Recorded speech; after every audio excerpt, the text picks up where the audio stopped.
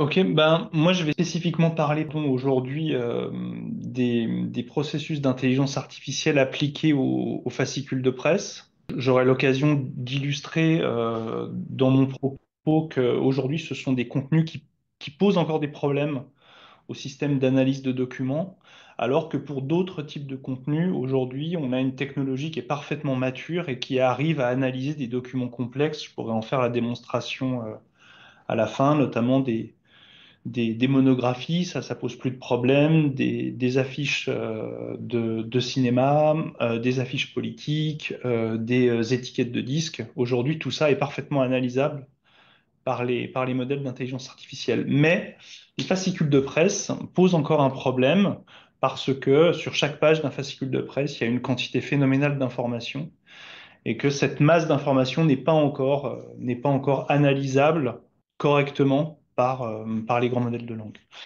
Alors, Mélanie, tu m'avais demandé de faire un petit point sur le projet Newseye, dont je pourrais dire, de façon peut-être un peu provocatrice pour commencer, que c'est un peu la montagne qui a accouché d'une souris et que ce prix qui lui a été décerné l'année dernière est un peu paradoxal, puisque, comme te l'avait dit Jean-Philippe Moreux dans son mail, Newseye a au final eu peu d'impact, en fait. En tout cas, des impacts bien moindres à ceux qu'on attendait pour à la fois la communauté de la recherche et la communauté des humanités numériques.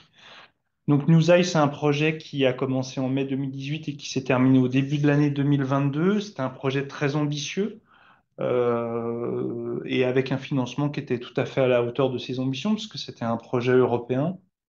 Trois grands types de partenaires, des bibliothèques nationales, celle d'Autriche, celle de Finlande et puis la BNF, des laboratoires de recherche en humanité numérique et puis des laboratoires de recherche en informatique avec l'université de Rostock dont je reparlerai, qui s'était spécialisée sur la segmentation automatique des articles dans le cadre de Newseye, l'université d'Innsbruck, l'université d'Helsinki et au premier rang l'université de La Rochelle, le laboratoire L3I, dirigé par Antoine Doucet, qui coordonnait le projet et qui s'est chargé du développement du démonstrateur.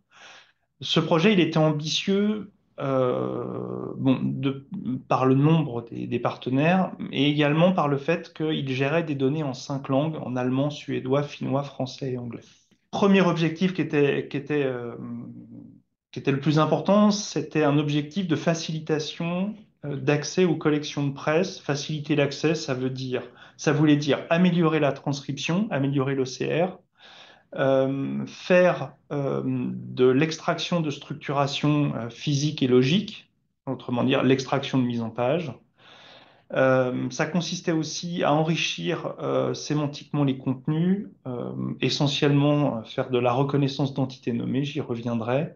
Et puis surtout, c'était inventer des méthodes robustes au bruit et surtout robustes au changement de langue. Principal objectif du projet est évidemment contribuer à la recherche en SHS et en informatique. Alors, le corpus, il était considérable, c'était 1,5 million de pages dans toutes les langues que j'ai citées. Donc, le corpus en français, c'était un tiers, à peu près 500 000 pages. Et ce corpus en français avait été sélectionné par l'Université de Montpellier 3 et par l'équipe projet de la BNF, avec les titres de presse que vous voyez listés. Et puis, un titre en anglais, le New York Herald, qui avait été rajouté en fin de projet. Sur l'architecture, alors ce schéma se lit de bas en haut. Donc, il y avait 7 grands work packages désignés par les WP que vous voyez ici. Le WP2, c'était la transcription automatique et la séparation des articles.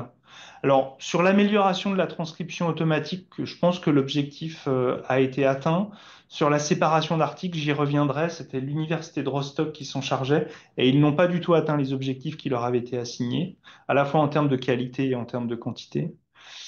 L'étape suivante, c'était le Work Package 3, c'était la reconnaissance d'entités nommées et ce qu'on appelle la stance detection, c'est-à-dire l'analyse d'opinion ou l'analyse de sentiment, à savoir que quand une entité nommée a été localisée, donc une entité nommée, ça va être la mention d'une personne, la mention d'un lieu, la mention d'un événement.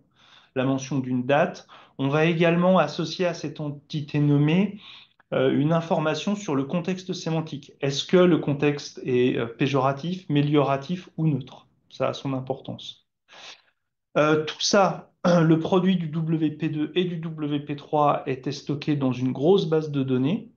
Et cette base de données, elle était interrogeable via ce que vous voyez à droite, le démonstrateur, hein, le user interface, qui était le démonstrateur développé par La Rochelle.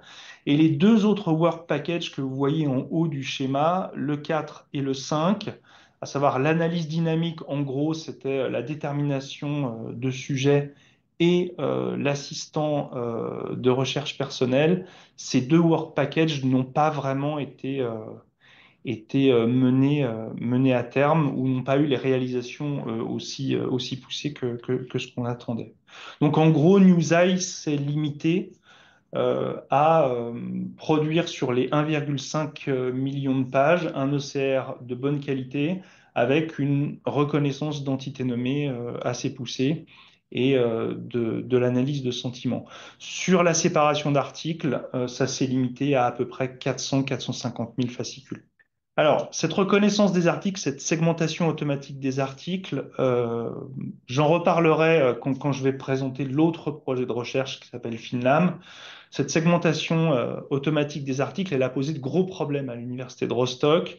Leur stratégie, c'était de mêler deux choses. C'était de mêler une stratégie d'analyse des images, donc de computer vision, hein, d'analyse de la matrice de pixels de chaque page du fascicule de presse, et de mixer ça avec euh,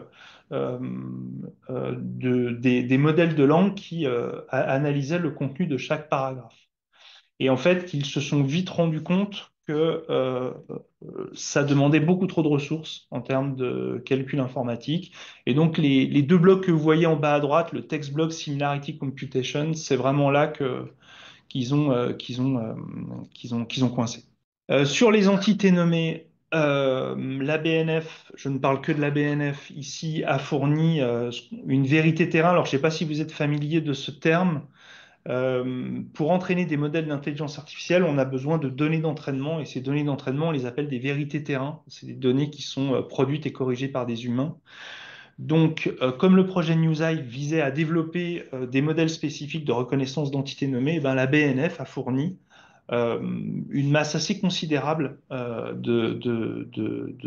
d'entités nommées en termes de vérité terrain puisqu'il y avait à peu près 10 000 entités nommées qui avaient été ciblées, identifiées dans un corpus d'à peu près 241 000 mots. Tout le travail de Newseye sur les entités nommées, donc les modèles et les bases de données qui ont servi à entraîner les modèles, tout ça est disponible pour la communauté académique sur le site Zenodo. C'est important à signaler. Et puis pour terminer, un mot sur le démonstrateur qui permettait donc d'explorer le corpus général de Newseye, à savoir ces 1 500 000 pages. Ça permettait de faire de la recherche par mots-clés, de la recherche par entité nommée, et ça permettait également de constituer des corpus. Voilà. Il y avait également quelques fonctionnalités avancées comme la visualisation de pipelines de traitement ou le lancement de traitements prédéfinis qui avaient été implémentés, mais c'était pas non plus complètement probant.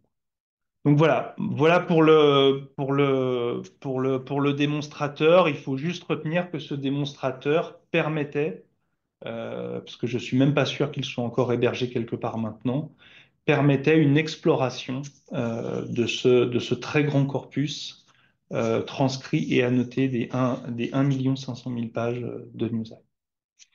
Voilà. Donc, j'ai mis là sur cette diapositive quelques liens utiles. Voilà pour une présentation rapide de Newseye. Je vais continuer avec un autre projet. La transition que je peux faire, c'est que ce qui était assez limité dans Newseye, c'est que Newseye n'a pas permis d'avoir des outils qui permettaient de processer des pages qui n'étaient pas dans le corpus initial.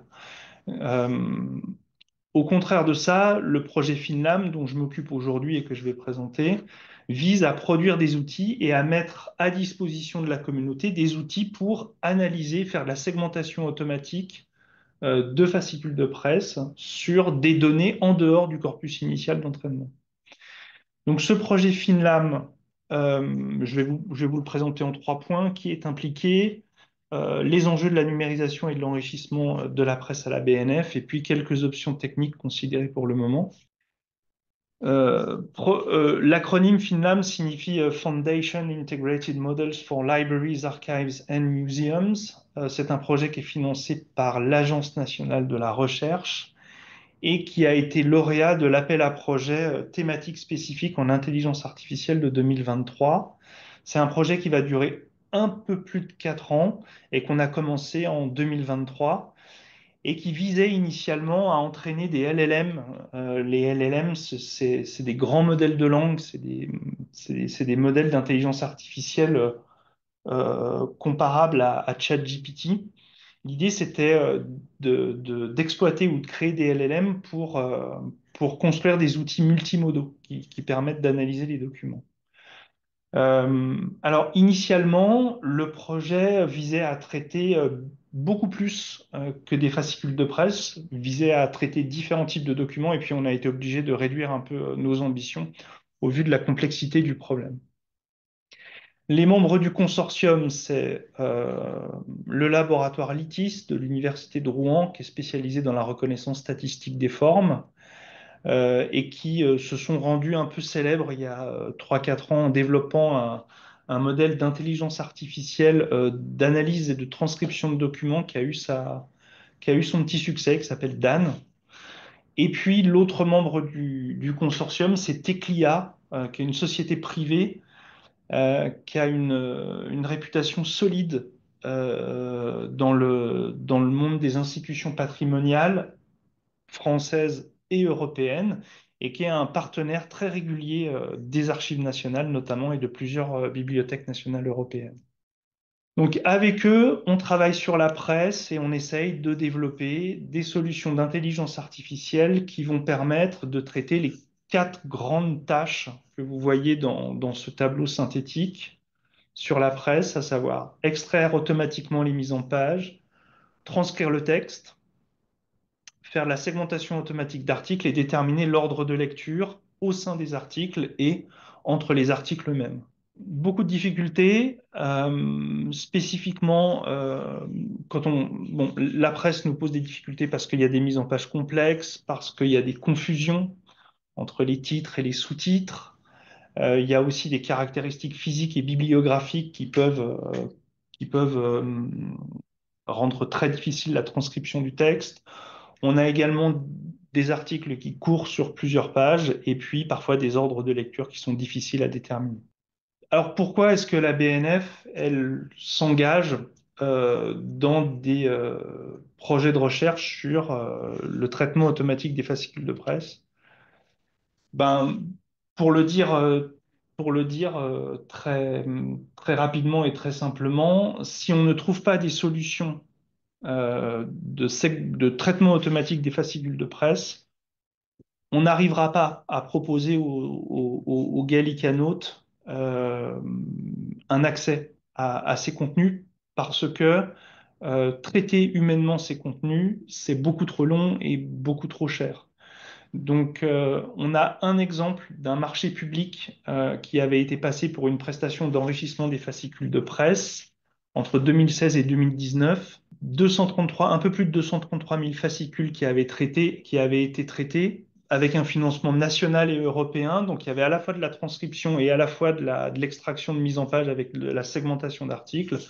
Et tout ça était produit par des opérateurs humains en France et à Madagascar. Et le coût moyen à la page de cette production, c'était 1,25 euros à la page.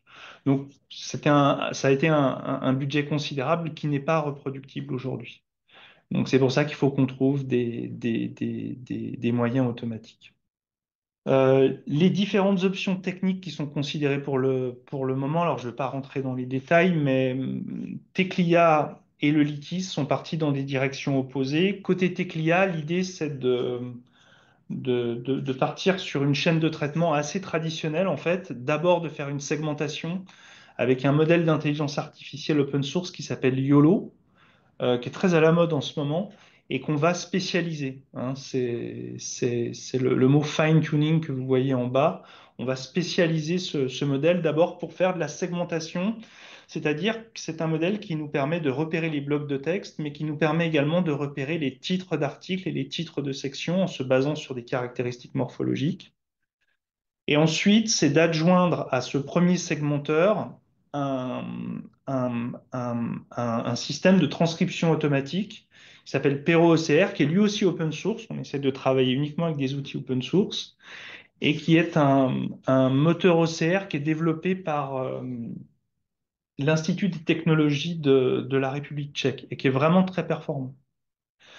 Et ensuite, une fois qu'on a fait segmentation, transcription, on utilise, alors je ne l'ai pas noté ici, mais on utilise un modèle open source pour déterminer l'ordre de lecture et pour faire la segmentation d'articles. Voilà. Donc ça, c'est la base de travail pour Teclia.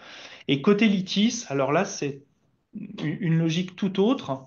L'idée pour le Litis, c'est de développer un grand modèle d'intelligence artificielle qui fasse tout en même temps. C'est-à-dire qu'on lui soumet des images et il va à la fois transcrire et segmenter. Ce que vous voyez là sur l'écran, ce sont des données synthétiques, c'est-à-dire que ce sont des faux fascicules de presse qui sont créés par un générateur de données synthétiques et on va entraîner le super modèle d'intelligence artificielle avec ces données synthétiques. Puisque aujourd'hui, une des grandes problématiques qu'on a quand on veut entraîner des modèles d'intelligence artificielle, c'est les données d'entraînement. C'est ce dont je vous ai parlé tout à l'heure, c'est la fameuse vérité de terrain. Si on doit créer humainement, manuellement une vérité de terrain pour entraîner un modèle d'intelligence artificielle, ça prend énormément de temps, ça coûte très cher. Donc aujourd'hui, on entraîne les modèles avec des données synthétiques. Donc on crée un générateur de faux fascicules de presse et c'est avec ces... Oui, Une question d'Eddy de la bibliothèque de Nîmes. Pardonnez-moi, je me permets une question. Ces données synthétiques, puisque vous reproduisez en fait un périodique, ouais. vous les reproduisez avec des données sourcées réelles. C'est pas de la fausse information. Non, c'est Wikipédia. L'idée, en fait, c'est de créer des... Alors, ce que vous voyez, c'est des images, hein. L'idée, comme le modèle est destiné à traiter des images, l'idée, c'est qu'on va fabriquer de fausses images, enfin, des vraies images de faux fascicules de presse. Et donc, on génère ça à partir de données qu'on trouve sur Internet, des données du domaine public qu'on trouve sur Internet, et également avec des images qu'on trouve sur Internet. Mais c'est complètement aléatoire. Il n'y a aucune homogénéité sémantique, si vous voulez. Là, ce que vous voyez, c'est la première mouture du générateur. Aujourd'hui, les images, elles sont beaucoup mieux, beaucoup plus fines, puisque dans le générateur, on a intégré des pliures, on a intégré des déchirures. Pareil, on a intégré des fausses publicités. On a également des migrations d'encre. On voit le texte euh, par transparence du, de l'autre côté de la page. Donc là, c'est vraiment la première mouture. Aujourd'hui, le générateur, il est vraiment beaucoup, beaucoup plus abouti. Voilà. Et donc, ça nous permet de générer des milliers, voire des dizaines ou des centaines de milliers d'images qui vont nous permettre d'entraîner un grand modèle avec des milliards de paramètres. Quand ce modèle côté Litis sera entraîné, eh bien, il va procéder en quatre passes. Première passe, vous le voyez, hein, elles sont représentées là sur le schéma. Première passe, c'est la détermination des sections, c'est-à-dire ces grands ensembles qui regroupent des articles. Ensuite, au sein des articles, au sein des sections, il y aura la segmentation des articles. Au sein de chaque article, la segmentation des blocs de texte. Et ensuite, la transcription des blocs de texte au sein de chacun d'eux. Ça va fonctionner en quatre passes.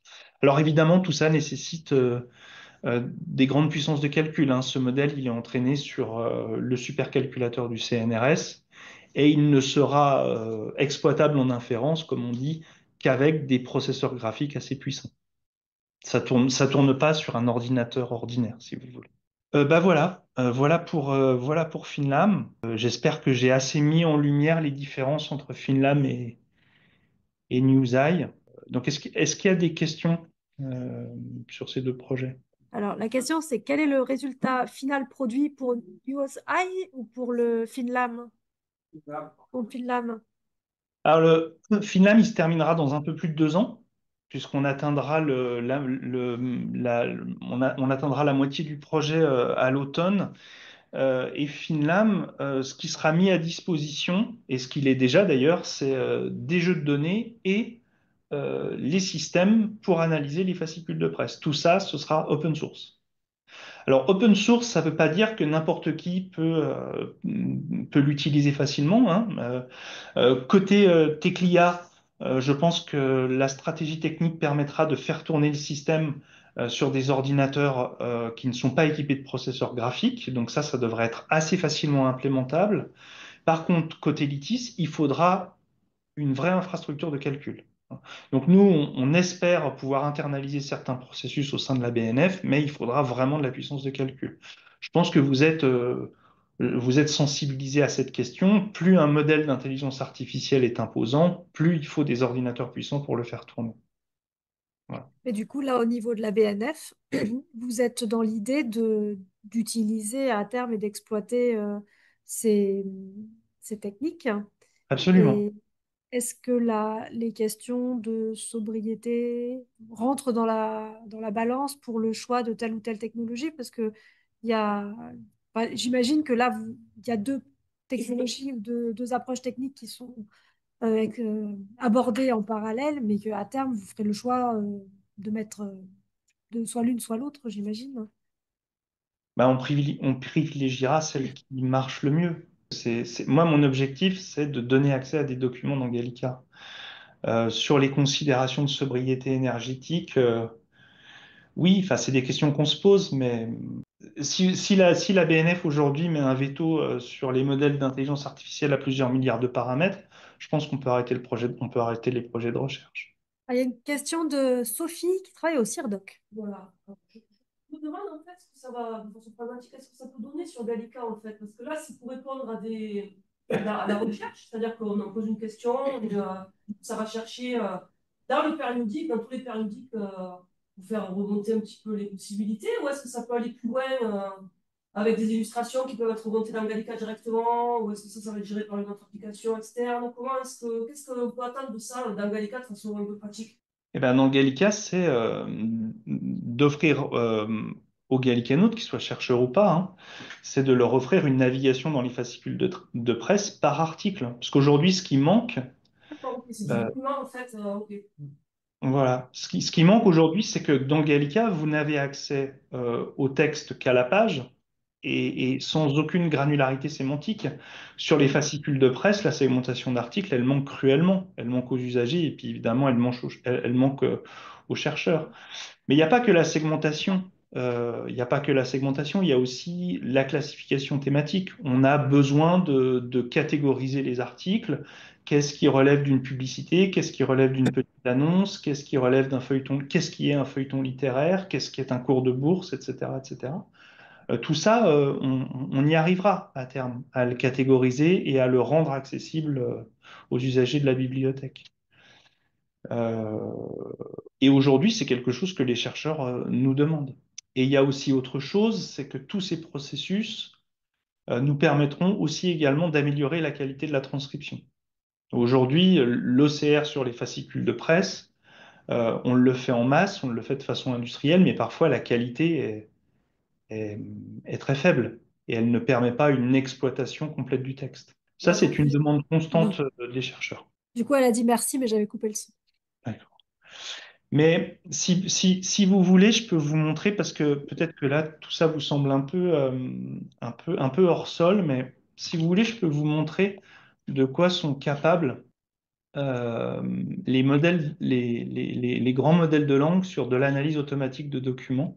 Ce que vous voyez là, c'est une affiche de cinéma que j'ai pris dans Gallica. C'est un contenu qui est complexe et peut-être que tout ce que je vais vous montrer là sur les capacités de ce qu'on appelle les grands modèles de langue multimodaux sur l'analyse de documents, peut-être que ça va vous faire comprendre pourquoi on essaye de processer des fascicules de presse. Ça, c'est un contenu qui est relativement complexe, donc si on le regarde d'un peu plus près, on voit qu'on a déjà beaucoup d'informations qui sont de nature très diverse, dans des polices de composition très diverses également, et même avec ici des écritures manuscrites. On a d'abord, pardon, la mention d'une société, les films Osso, qui présente un film de Fritz Lang. Donc on a la mention du réalisateur Fritz Lang et de son assistant René Sty. On a ici la mention du dessinateur de cette partie-là. Là, on a le logo de la société Film Osso. Ensuite, on a le titre du film, Le Testament du docteur Mabuse, la mention de la scénariste, Thea von Harbou. Ici, verticalement, on a l'identification de l'imprimeur et on a son adresse, hein, avenue Félix Faure à Paris. Et ensuite, sous forme d'un colonnage assez complexe, hein, une structure tabulaire assez complexe, on a les acteurs qui ne sont pas présentés comme tels. On a juste la mention que le film est avec ces personnes-là. Ensuite, on a la société de production ici, Nérofilm. À nouveau, la mention des films Osso avec l'adresse et ensuite différentes autres informations. Donc en fait, ça, c'est complexe. En fait, ça n'a l'air de rien, mais tout ça, c'est très, très complexe. Et si on passait un moteur OCR, on va dire traditionnel là-dessus, il y a fort à parier que le moteur OCR n'arriverait pas à extraire toutes les écritures qui sont soit en police décorative, soit manuscrites, et que jusqu'à il y a 2 ans à peu près, nous n'avions aucun système qui nous permettait de catégoriser les informations. Si maintenant je, euh, je regarde les métadonnées qui sont associées à ce document dans Gallica. Donc j'ai un titre, Le Testament du docteur Mabuse, avec la mention alors et avec des données qui n'ont rien à faire dans la métadonnée titre. J'ai la mention que le document est une affiche. Et j'ai également cette information que l'illustrateur est Roland Coudon. Roland Coudon qui est renseigné comme auteur ici et illustrateur dans la métadonnée auteur. Et j'ai également un éditeur qui est renseigné qui est Osso. J'ai une date d'édition, 1933, et ensuite j'ai 4 métadonnées sujets qui sont pas catégorisées plus spécifiquement et qui mélangent différentes choses. J'ai une première métadonnée sujet qui est le nom les 2 premières qui sont les noms d'acteurs. Ensuite, j'ai le titre du film en allemand et j'ai un sujet cinéma. Et ensuite, j'ai 2 types qui sont renseignés et puis ensuite des informations sur le format et la description. Tout ça déjà est lacunaire et n'est pas très précis. Maintenant, quand on soumet cette image sans autre forme de procès à ChatGPT ou à n'importe quel autre modèle de langue, eh ben, on obtient ceci. Euh, donc, je ne sais plus quel modèle j'ai utilisé, mais c'est soit ChatGPT, soit Gemini, avec un prompt très simple, c'est extrait toutes les informations contenues sur cette image. Et là, je pense que j'ai pas besoin de vous l'expliquer longuement. Vous voyez que non seulement le modèle a parfaitement extrait et transcrit toutes les informations textuelles, mais qu'en plus, il les a catégorisées, il les a classées. Là, ce que vous voyez, c'est ce que me sort le modèle, hein. Et j'utilise une interface grand public, je ne paye pas d'abonnement, vous avez le résultat que n'importe qui pourrait obtenir.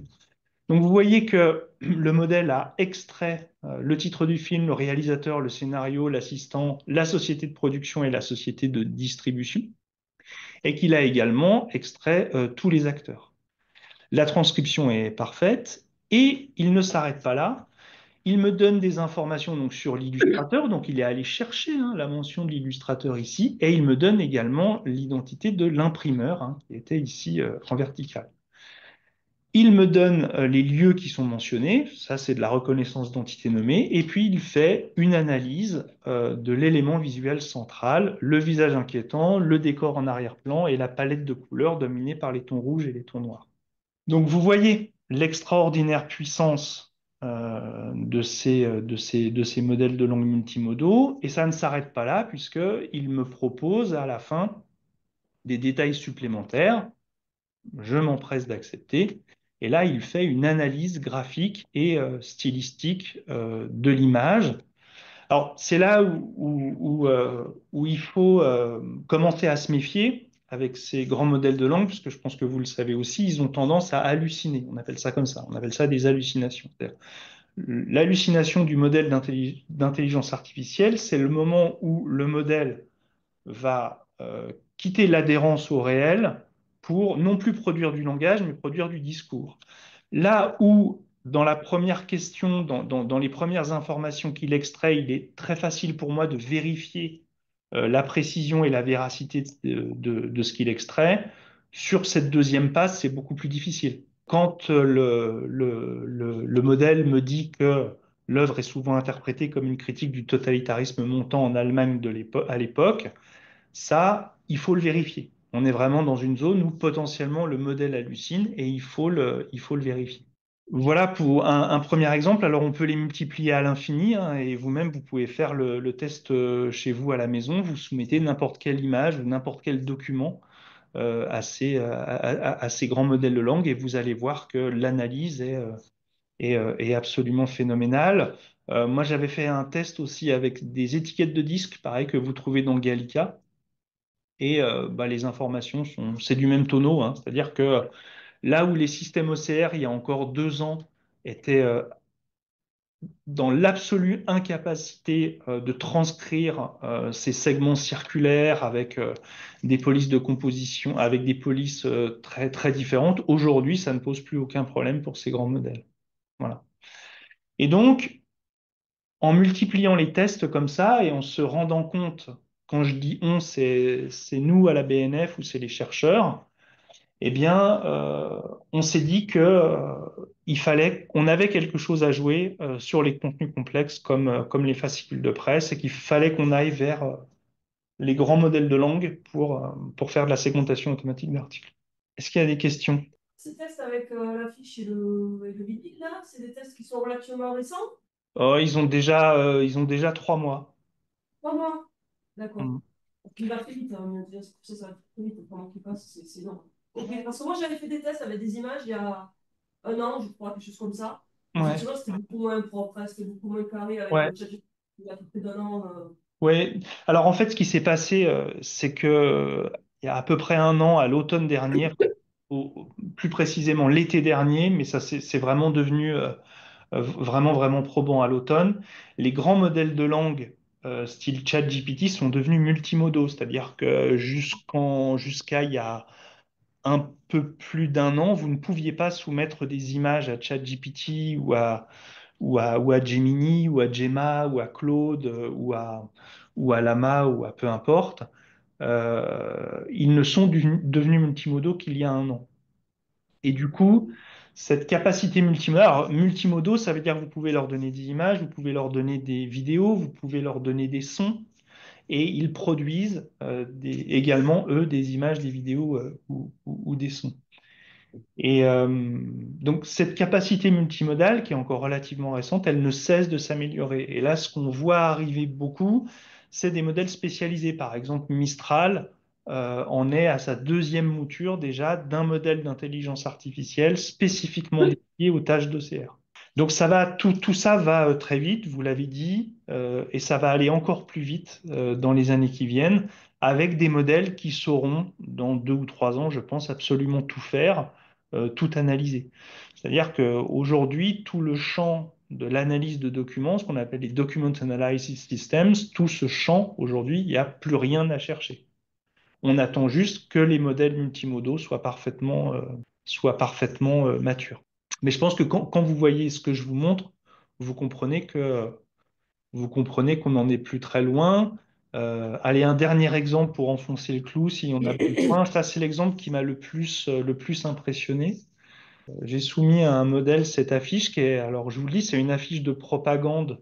Bon, vous le voyez, hein, qui fait la promotion d'un empire colonial français et de sa marine. Et alors, bon, on a une information qui est complexe, hein, puisqu'on a 4 colonnes en bas qui représentent 4 arguments pour que la marine française soit forte et toujours prête. Et puis au centre, on a cette représentation du monde avec différentes informations graphiques. On a des zones en jaune et puis on a des traits rouges. Moi, je n'avais pas porté attention à tout ça quand j'ai soumis l'image au modèle.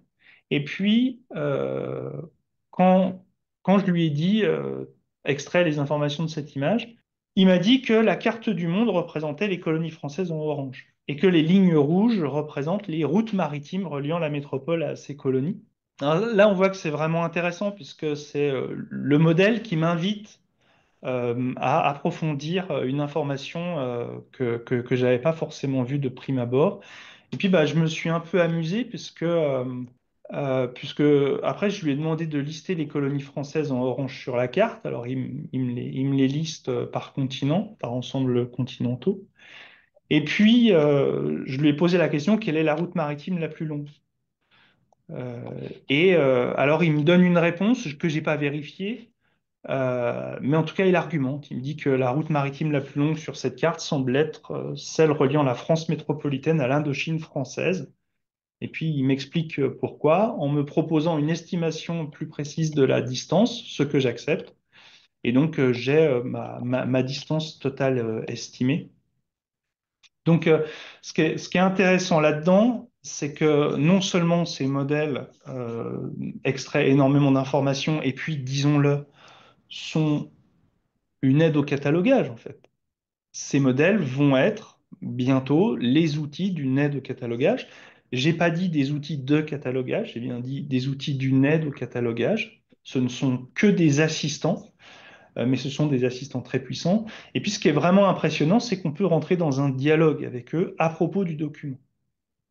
Et ça, c'est vraiment, vraiment, vraiment intéressant. C'est-à-dire que si demain, les équipes de catalogueurs à la BNF sont équipées de cette technologie, ils vont pouvoir améliorer leur tâche de catalogage en dialoguant sur les documents avec les modèles d'intelligence artificielle. Et je pense que c'est ça l'avenir. Voilà. Donc ça, c'est un exemple, moi, qui m'avait quand même séduit. Et il y avait une question qui demandait si ce que vous nous montrez, c'était ChatGPT ou bien FinLam. Et du coup, on est d'accord Ah que non, non, c'est non, Chat. non. Non, alors Finlam, on n'en est pas là du tout. Déjà, Finlam n'adresse que les fascicules de presse et Finlam, on est encore qu'à la moitié du projet, hein. Finlam, les prototypes de Finlam, ils ne seront véritablement terminés que dans 2 ans. Et il faut bien comprendre que les modèles que j'utilise pour les exemples que vous voyez là sont incommensurablement plus grands, plus puissants que Finlam. Le projet de Finlam, c'est 400 000 euros sur 4 ans. C'est-à-dire que c'est quelques milliers d'heures d'entraînement sur le supercalculateur du CNRS. Pour entraîner des modèles qui ont la capacité que vous voyez ici avec cette affiche, c'est des modèles qui ont été entraînés des millions, voire des dizaines ou des centaines de millions d'heures sur des supercalculateurs qui sont eux aussi sans commune mesure avec ceux du CNRS. On sait que les supercalculateurs de Meta, c'est 300 000 processeurs graphiques. 300 000. Le supercalculateur du CNRS, aux dernières nouvelles, c'était 5 000 processeurs graphiques. Donc, c'est pas du tout la même échelle, hein. Attention, hein. Dans un projet de recherche à 400 000 euros financé par l'ANR sur 4 ans, on ne peut pas atteindre ça et c'est pas notre objectif. C'est pas ça du tout. Voilà, c'est pour ça qu'on est obligé de spécifier les projets de recherche sur des documents très spécifiques et sur des cas d'usage très spécifiques. La question, c'est est-ce que l'image qui est soumise doit être de bonne qualité au départ? Oui, après, là, moi, l'image que j'ai soumise au modèle, c'est l'image que je récupère via le protocole 3IF. Donc, c'est l'image que n'importe qui peut récupérer de la BNF via le protocole 3IF. C'est pas une image que je suis allé chercher sur les serveurs de la BNF. On a également fait des tests en faisant des captures d'écran. Donc, vous allez sur Gallica, vous faites une capture d'écran avec votre outil Mac ou Windows et vous soumettez l'image au modèle de langue et ça fonctionne aussi très bien. Il n'y a pas besoin il y a pas besoin d'avoir un master à 3000 pixels de large, quoi. Mais on suppose que les résultats sont meilleurs de toute façon. Mais moi, je vous invite à faire des tests, hein, alors, en gardant une certaine mesure si on se souvient de l'impact écologique de tout ça, mais vous pouvez télécharger des images via 3IF Voilà, et puis tester ces modèles qui apparaissent en permanence, tester ChatGPT, tester Claude. Claude, c'est vraiment aussi des bons modèles, ou tester Mistral, et vous verrez que les résultats sont assez dingues. Je vous conseille aussi de tester ces modèles sur la transcription d'écriture manuscrite, puisque ça fonctionne de mieux en mieux. Donc aujourd'hui, sur des écritures contemporaines, alors ça fonctionne très bien sur de l'anglais, mais ça commence à très bien fonctionner sur du français également. Les résultats sont assez bluffants aussi, quoi. C'est-à-dire que même sur la transcription d'écriture manuscrite, ce sont des modèles qui font bouger l'état de l'art. On conclut que le prochain train de numérisation d'AOC consisteront à numériser les documents non catalogués et le livrable, ce sera la numérisation et la notice plus l'analyse archivistique du document. Alors, moi, alors aujourd'hui, qu'on soit bien d'accord, hein, la BNF n'envisage pas l'utilisation de ces modèles pour de l'aide au catalogage. C'est pas encore à l'ordre du jour. Je ne sais pas quand ça viendra, mais ça n'est pas encore à l'ordre du jour. Il est évident que ça nécessite un peu d'acculturation, et il faut marcher sur des œufs. Voilà, il faut